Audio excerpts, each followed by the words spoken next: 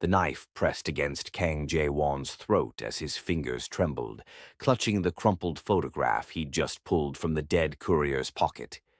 The image burned into his retinas, a beautiful, dark-skinned woman holding a child with distinctly Korean eyes and tight curly hair, a child who couldn't possibly exist. "You weren't supposed to find that," the assassin behind him hissed in Korean, blade drawing blood. But Jae-won barely registered the pain. The scar on the boy's left palm in the photograph. It matched exactly where Jae-won had been feeling phantom stinging sensations for 4 years. Glass shattered. Bodies crashed through his penthouse windows. 3 enforcers dropped from tactical ropes, their movements precise, lethal. The lead enforcer, a towering woman with locks wrapped in gold thread, locked eyes with Jae-won as she dispatched his attacker with brutal efficiency. "The Okafor family sends their regards, Kang Jae-won," she announced, blood speckling her dark skin. "You have exactly 48 hours to explain why your people have been watching our sister. After that, we handle this the Calabar way." Before Jae-won could respond, she vanished with her team, leaving him bleeding on Italian marble, holding proof that everything he believed about his own body, his own bloodline, was a devastating lie. Don't let the next chapter be a mystery. Subscribe now for more Mafia romance drama and twist. And if you haven't already, hit that subscribe button. It costs absolutely nothing, but it helps this channel grow. Leave a like if you're already hooked on this story and comment what you think will happen next. 4 years earlier, Jae-won had been a different man. Still dangerous, still the underboss of the Kang Syndicate, but he'd carried a wound that no amount of power could heal. The fertility specialist's words had been delivered with clinical precision in that sterile Seoul office. Azoospermia, complete absence of viable sperm, irreversible. His father, the aging don of their criminal empire, had looked at him with something worse than disappointment. Pity.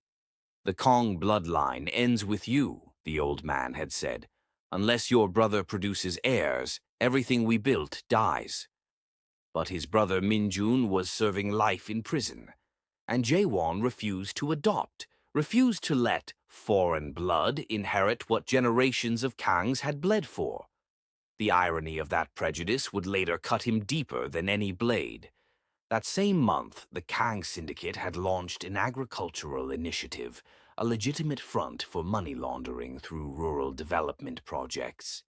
Jae-won had been forced to tour a farming cooperative in Chungcheong province, shaking hands with peasants he considered beneath his notice. Then he'd seen her. Adaeze Okafor stood in the muddy field, her dark skin gleaming with sweat, her natural hair pulled back as she demonstrated irrigation techniques to elderly Korean farmers who looked at her with grandfather-like affection. She wore rubber boots and a stained work shirt, yet she commanded attention like royalty. "Who is that?" Jae-won had asked his assistant. "Agricultural intern from Nigeria. Graduate student at Seoul National University. She's been here 3 months. The farmers call her Adia. Precious gift. She's transformed their yield numbers." Jae-won had told himself he was investigating a potential security risk. He told himself his repeated visits to the cooperative were due diligence. He told himself the way his heart raced when she argued with him about soil composition was simply irritation. He'd lied to himself for 2 months before the night they both stopped pretending.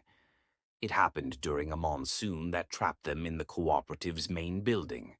The power had gone out, leaving them in candlelight, and Adaeze had finally asked the question everyone else was too afraid to voice. Why does a man who owns half of Seoul's underworld care about rice paddies? Jae-won should have deflected, should have maintained his cover. Instead, he'd told her about his mother's family, farmers before the Kang Syndicate rose to power. He'd told her about visiting his grandmother's village as a child before his father forbade such sentimental weakness. Adaeze had listened without judgment. Then she'd shared her own story, the daughter of a Nigerian diplomat who'd died when she was 16, leaving her to fight for every opportunity in a world that saw her as other. She'd come to Korea because a scholarship made it possible, and she'd stayed because the land spoke to her in ways people didn't. "You and I are not so different," she'd said, her accent wrapping around the words like music. "We both carry our father's weight. We both pretend to be harder than we are." The kiss that followed was inevitable. So was everything after. For 3 weeks, Jae-won lived a double life more dangerous than any criminal operation. He'd slip away from syndicate meetings to meet her in the village, trading his tailored suits for simple clothes that let him pretend he was just a man. With a daisy, he could be gentle. He could laugh without calculation. He could want without strategy. She never knew who he really was. He told her he was a businessman with interests in rural development. The lie tasted like ash in his mouth every time she looked at him with trusting eyes. Their final night together, she told him about her grandmother back in Nigeria, a traditional healer who'd blessed Adais before she left for Korea. "My grandmother says when two people make love with their whole souls, their ancestors witness it. They bless or they curse, depending on the truth between the lovers." Jae-won had felt cold despite the warmth of her body against his. He'd wanted to tell her everything. He'd wanted to confess that he was a murderer, a criminal, a man whose hands would never be clean. Instead, he'd kissed her deeper and pretended tomorrow didn't exist. But tomorrow came. His father's health had deteriorated rapidly. Jae-won was summoned back to Seoul to assume control of the syndicate. He'd left Adais with promises to return, to explain everything, to build something real between them. He never came back. Within a month, his father was dead, and Jae-won was drowning in a war for succession. Rival syndicates smelled blood. Traitors emerged within his own ranks. He'd killed 11 men in his first 6 months as boss, 6 with his own hands. By the time the chaos settled, Adais had disappeared. Her internship ended, her visa expired, and she'd vanished back to Nigeria without a trace. Jae-won had convinced himself it was better that way. She was too pure for his world. She deserved a man who could give her the family she dreamed of, something his broken body could never provide. He'd buried her memory in whiskey and violence. He'd told himself he'd forgotten her. He'd lied.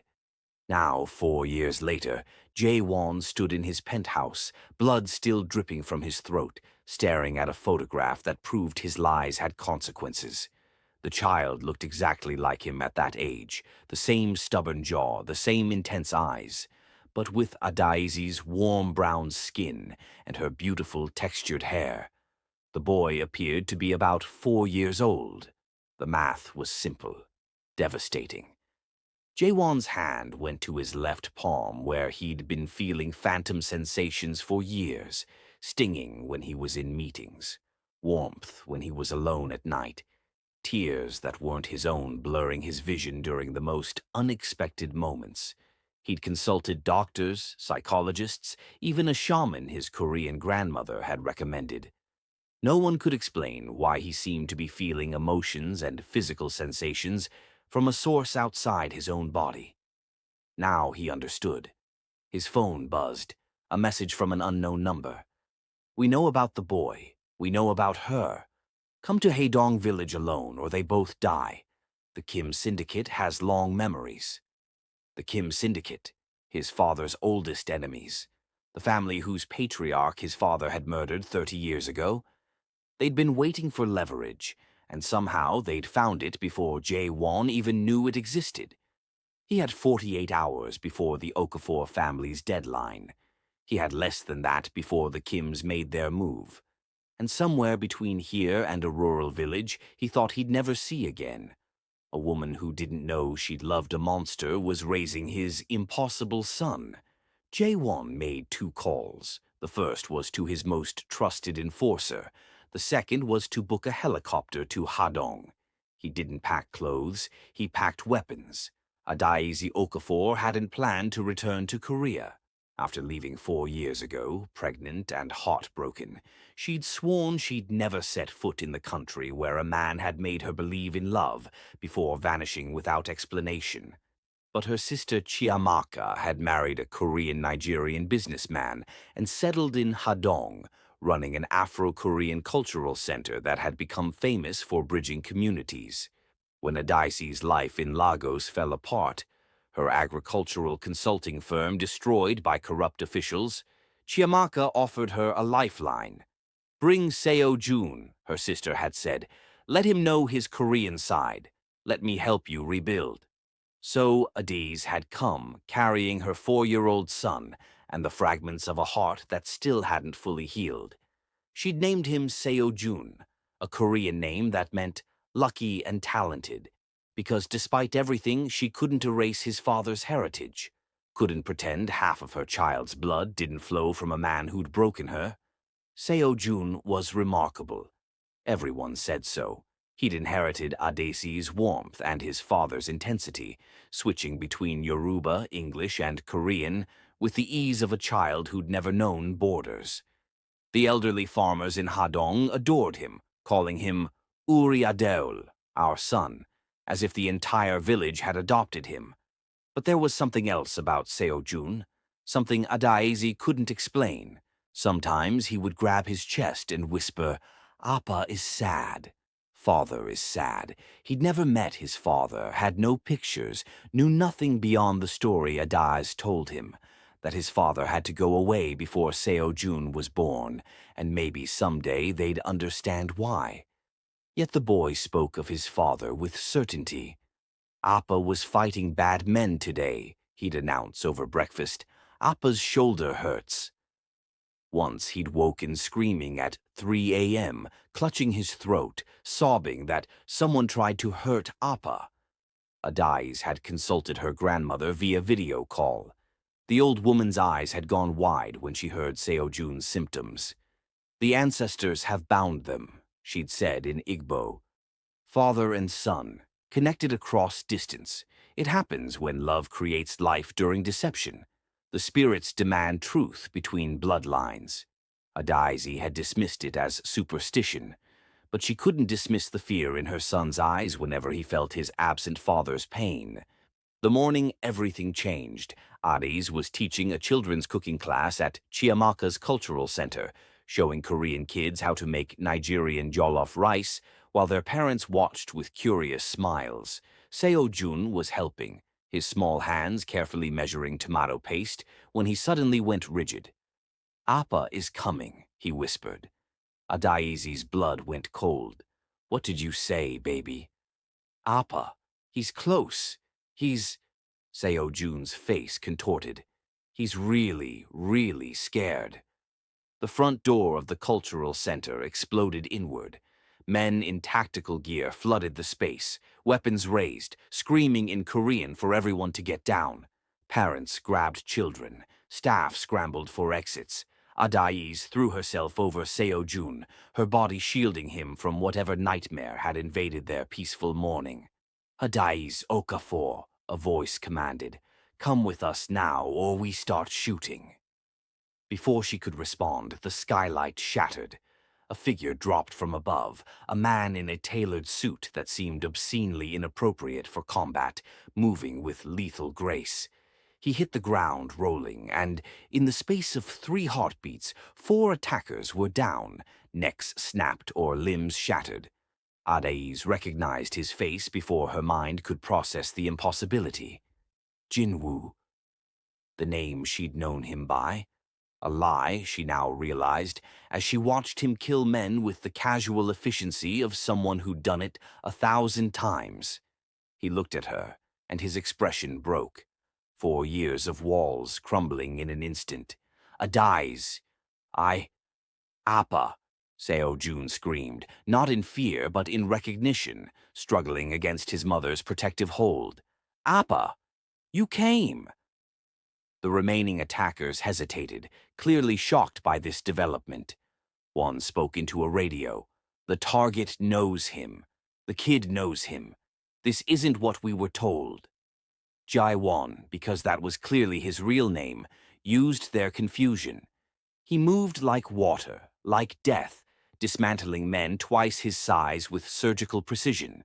When the last attacker fell, he stood in the center of the destroyed cultural center, blood on his hands, breathing hard, staring at the sun he'd never known existed, as if the boy were a ghost. "Let me take you somewhere safe," he said to Adaz, his voice cracking. "Please. There are more coming. The Kim syndicate won't stop until—" "Syndicate?" Adaz's voice was barely a whisper. "What syndicate? Who are you?" "Appa is Kang Jae-won," Seo-jun said matter-of-factly. "He's the boss of bad men who do bad things. But he's not bad, Mama. He's just really, really lost." Both adults stared at the 4-year-old in shock. Seo-jun shrugged. "I feel him. Every day. That's how I knew he was coming. Don't let the next chapter be a mystery. Subscribe now for more Mafia romance drama and twist. If you're feeling the intensity of this moment, smash that like button and subscribe. It's completely free and helps more people find these stories. Drop a comment telling me your prediction.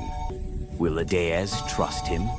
Jae-won had prepared for many scenarios when tracking down Adez. He'd prepared for her hatred, her fear, her complete refusal to speak to him. He'd prepared to explain his lies, his abandonment, the blood on his hands. He had not prepared for his son to know him, to feel him, to look at him with eyes that held no judgment, only the simple, devastating certainty of a child who'd been waiting for this moment his entire life. "We need to move," Jae-won said, forcing himself to focus on immediate threats rather than the earthquake in his chest. "The Kim syndicate tracked me here. They'll send reinforcements." "I'm not going anywhere with you," Adazi said, her voice hard despite the trembling in her hands. "I don't even know who you are. I'm the man who lied to you, the man who left you, the man who didn't know—" His voice broke. "I didn't know Adez. The doctors told me I was infertile. I believed them. I left because I thought I was doing you a kindness, sparing you from a life with a monster who couldn't give you the family you deserve. You left without a word. You promised you'd come back. My father died. Enemies attacked. I became the head of a criminal organization at 29 years old, and every day for 6 months I expected to die." He stepped toward her, and she stepped back, still shielding Seo-jun. "I thought you were safer without me. I thought you'd moved on to a better life. I never imagined—" He gestured at Seo-jun, and his hand was shaking. "His name is Seo-jun," Adaizi said, her voice slightly softer despite herself. "I named him for luck, because he was born during a flood, and the doctors said neither of us should have survived, but we did. Because my grandmother said he was blessed by ancestors who demanded truth. I felt him," Jae-won said, and now tears were streaming down his face, this terrifying man who just killed 4 people weeping in front of a woman and child. "Every day for 4 years. When he cries, my chest hurts. When he laughs, I feel warm, even in winter. When he hurts himself, I feel it in my own body. I thought I was going insane, but I was feeling him. My son." Seo-jun broke free from Adezi's grip and ran to Jae-won, wrapping his small arms around his father's legs. "You feel me too," the boy said. "I knew it. I always knew." Jae-won dropped to his knees and held his son for the first time, sobbing with an abandon he hadn't allowed himself since childhood. Adaz watched, her heart at war with her rage, seeing the man who'd destroyed her and the father her son had been calling to in his sleep. The moment shattered when bullets tore through the windows. "Down!" Jae-won roared, covering Seo-jun with his body as Adaiz dove behind an overturned table. More tactical operatives were surrounding the building. Too many to fight. "Back exit," Adaiz said, her crisis response training from years in hostile agricultural zones kicking in. "It leads to the mountain path." My sister uses it for evacuations during typhoons. They ran. Jae-won carried Seo-jun, who clung to him with complete trust, while Adizi led them through kitchen doors and storage rooms she'd memorized during months of working at the center. They emerged into blinding daylight and sprinted for the tree line. The mountain path was treacherous, steep, and muddy from recent rains, but Adiz navigated it with the confidence of someone who'd spent years traversing difficult terrain. Jae-won followed, marveling at this woman he thought he'd known, realizing he'd only ever seen a fraction of her. They reached a hidden cabin an hour later, a safe house Chimaka had established for domestic violence victims seeking to escape dangerous situations. The irony wasn't lost on Adiz as she locked the door against the most dangerous man she'd ever known. "Your sister," Jae-won said, "the woman with the locks who broke into my penthouse. She's Okafor family. The Nigerian syndicate." Adiz froze.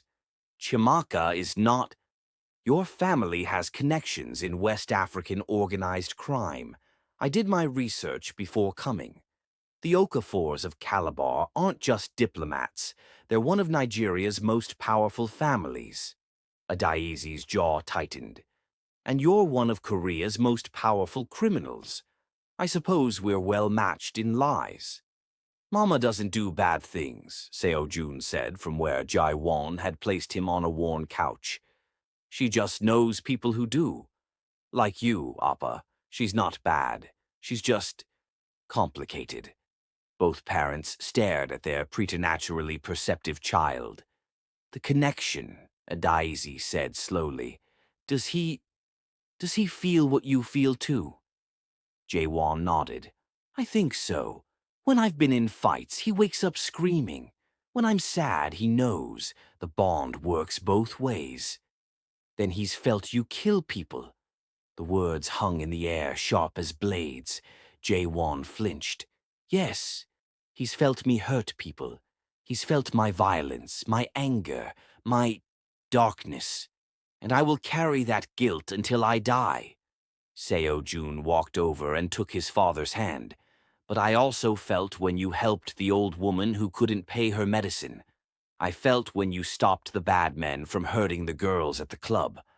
I felt when you cried at night because you were lonely." He looked at his father with impossible wisdom. "You do bad things, but you feel them too. That's different from being bad." Jae-won broke down again. Adiz watched, something shifting in her chest.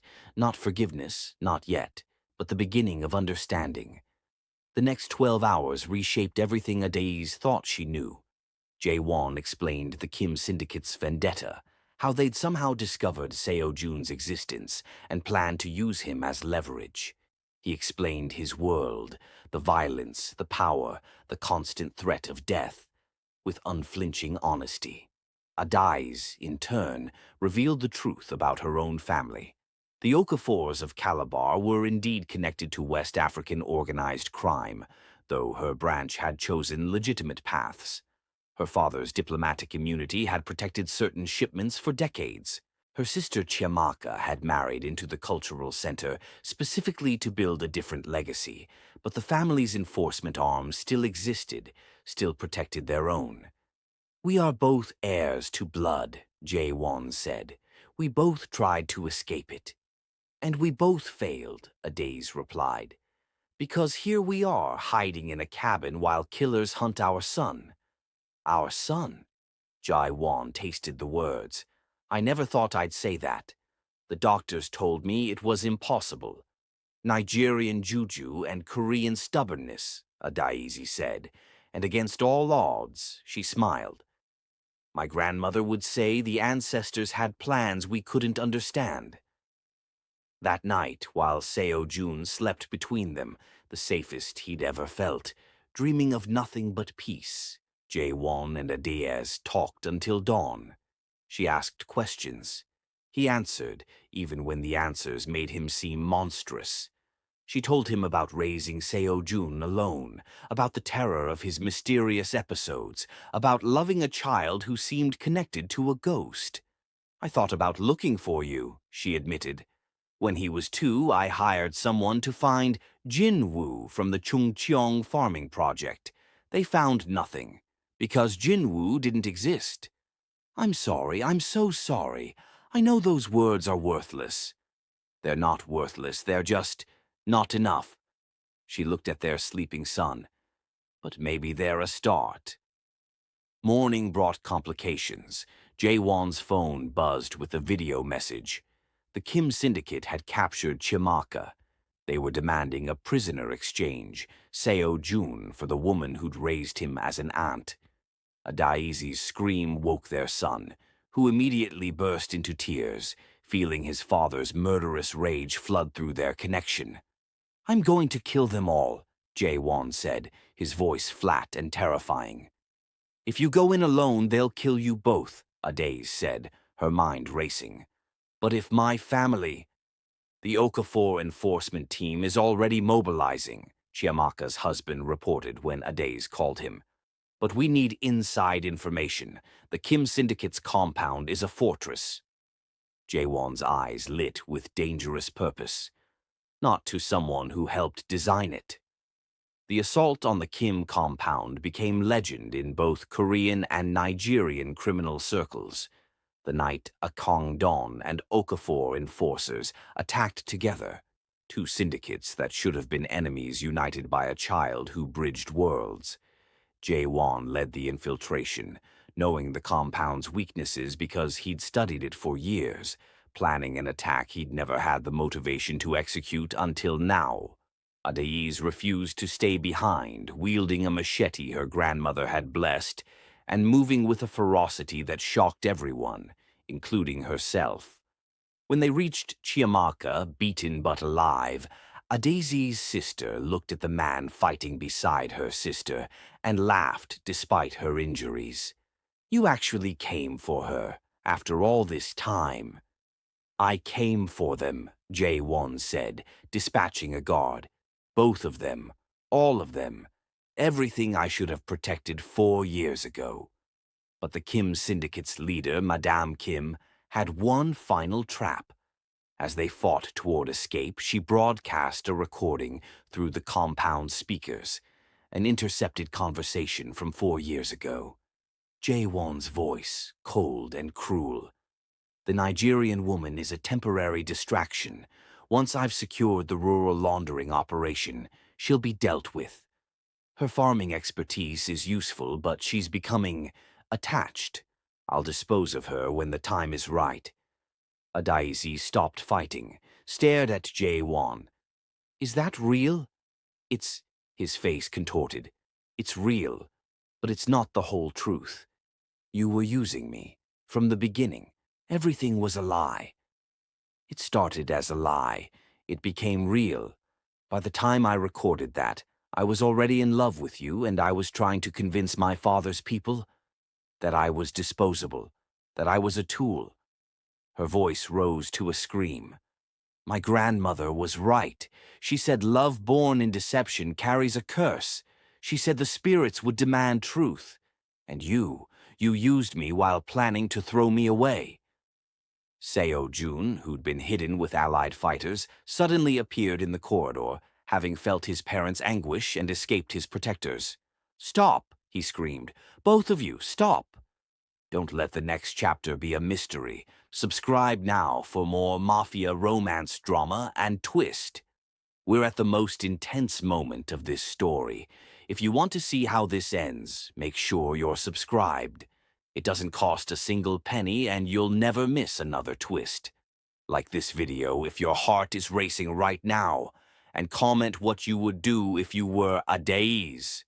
The battle froze.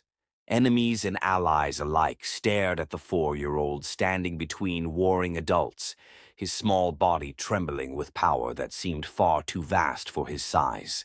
"I feel everything," Seo-jun said, tears streaming. "I feel Appa's guilt. Every day for 4 years he's hated himself for that recording. I feel Mama's hurt.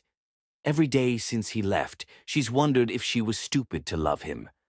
I feel both of you, and you're both right, and you're both wrong." He turned to Jae-won. "You were going to use her. You were bad, but then you loved her for real and you didn't know how to stop being bad, so you ran away instead of trying. He turned to Adaze. You loved him knowing something was wrong. You felt the lies and you ignored them because the love was real. You're angry at him, but you're also angry at yourself for not protecting your heart. The boy, this impossible bridge between two worlds, opened his small arms wide.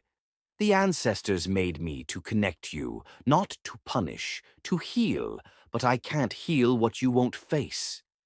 Madame Kim chose that moment to attack. She lunged from shadows with a blade aimed at Seo Jun, the ultimate leverage, the perfect threat. Both parents moved simultaneously. Jae-won threw himself in front of his son, taking the blade through his shoulder. Adaizi's machete caught Madame Kim across the chest, a killing blow delivered without hesitation by a woman who'd never taken a life before this moment. They stood in the aftermath, a Korean gangster bleeding for his child, a Nigerian woman with blood on her hands for the first time, and between them, a boy who felt everything and understood even more. Choose, Chiamaka said weakly from where she leaned against her husband. Right now, both of you, choose. Love or pride, family or fear. Adaizi looked at the man who'd lied to her, used her, abandoned her, and then crossed the world to save her sister, bled for their son, wept with genuine anguish over sins he couldn't undo. Jae-won looked at the woman who'd shown him gentleness in a life of violence, who'd created a miracle he'd been told was impossible, who'd raised their son alone and still given him the Korean name that honored the heritage of the man who'd hurt her. I choose him, Adaizi said, pointing at Seo Jun. I choose our son, and if that means learning to stand beside you, learning to forgive what might be unforgivable, then I choose that too, because he needs both of us, and because, she faltered, because the love was real, even when everything else was lies. Jae-won fell to his knees.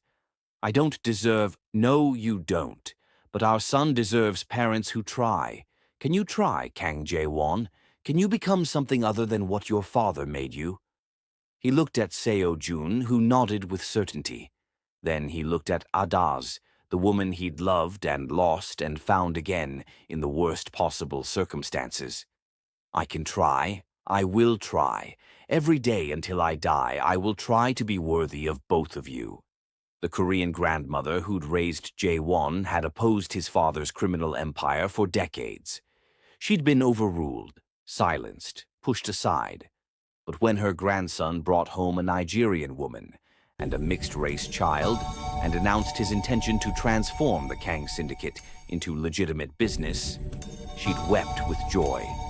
Finally, she'd said, holding Seo Jun and seeing her own husband's eyes in the child's face. Finally, the curse breaks. The transformation wasn't easy. Enemies attacked. Old guard members revolted. Jae-won nearly died 3 more times in the first year. But with Adaizi's family as unexpected allies, the Okafor network providing international protection while the Kangs restructured, something new emerged. Adaizi's grandmother came from Nigeria for Seo Jun's 5th birthday. She looked at Jae-won with eyes that saw far more than any mortal should. The spirits demanded truth, she said. You have given it. Now the bond will be a blessing, not a burden. After that day, Seo Jun still felt his father's emotions, but the fear faded. He felt love instead, security, presence. On the night Adaiz finally agreed to marry Jae-won, Seo Jun walked between them, holding both their hands, their 3 hearts beating in a rhythm that transcended blood or culture or past. The next baby won't be a surprise, Seo Jun announced, and both parents nearly choked. It's going to be a girl. She's going to be really loud, and she's going to feel all of us. Jae-won looked at his impossible son, this miracle born from lies and love and stubbornness, this child who had saved both his parents from themselves. I believe you, he said. Adaze laughed, her head thrown back, joy and disbelief and hope all tangled together. Welcome to the most complicated family in Asia and Africa combined. Jae-won pulled them both close. His son, who felt everything, his partner who'd forgiven the unforgivable, the life he'd never believed he could have. Complicated is exactly what we are, he agreed. And I wouldn't have it any other way. Chiamaka watched from across the garden, her locks now silvered with a scar that marked their shared battle, her husband's arm around her waist. The Afro-Korean alliance is going to change everything, she murmured. Two syndicates, merged by a child who bridges worlds. Her husband smiled. That's what love does. It makes bridges where walls used to be. In the background, the elderly Korean farmers who'd once treated Adaze like a daughter arrived with gifts, traditional Korean delicacies alongside Nigerian ingredients they'd learned to source for her. The village that had adopted her son now celebrated his parents' union, proof that family wasn't always blood, and home wasn't always where you started. Seo-jun ran between the guests, speaking Yoruba to Adaze's Nigerian relatives, Korean to the village elders, and English to everyone in between, the living embodiment of a future where borders meant nothing and love meant everything. Jae-won watched his son, feeling everything the boy felt, the excitement, the belonging, the peace. Worth it, he whispered to himself. Every sin, every scar, every broken piece of my soul, worth it for this. Adaze heard him, took his hand, said nothing, because some truths needed no words. And across the divide between here and whatever came after, ancestors from both bloodlines watched their children finally find their way home. What a journey that was. If this story touched your heart, don't forget to subscribe. It's completely free and helps these stories reach more people who need them. Smash that like button if you cried, laughed, or felt your own heart racing during the intense moments. And leave a comment. I want to hear what you think. Was Adaze right to forgive Jae-won? What would you have done in her position? Would you trust a man who'd lied about everything but claimed the love was real? Most importantly, let me know where you are watching this from in the comments below. I love seeing viewers from Nigeria, Korea, the United States, the UK, Ghana, South Africa, and everywhere around the world. This channel is a family, just like Jae-won and Adaze built, and you're part of it. Until next time, remember, sometimes the greatest love stories start with the biggest lies, and sometimes the truth that saves us is the truth we were most afraid to face. Subscribe for more Afro-Korean drama, more Mafia romance, and more stories that will keep you on the edge of your seat.